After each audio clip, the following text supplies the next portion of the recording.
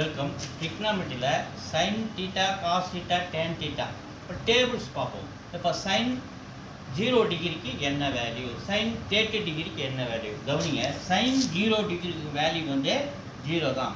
அதே sin 30க்கு 1/2, sin 45க்கு 1/√2, sin 60க்கு √3/2.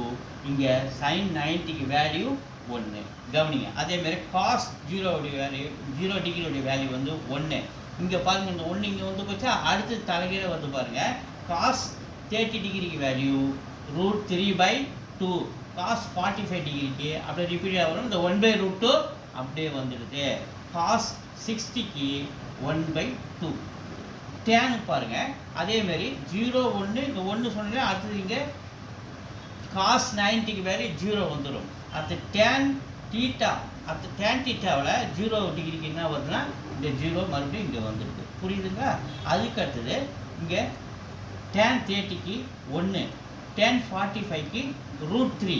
இது numerator denominator அடுத்தது மாறுபாடு பாருங்கள். 1/√3 கவனிங்க. 1√3 இது 1/√3. இங்கே இன்ஃபினிட்டிவ், எதுக்கு இன்ஃபினிட்டிவ்?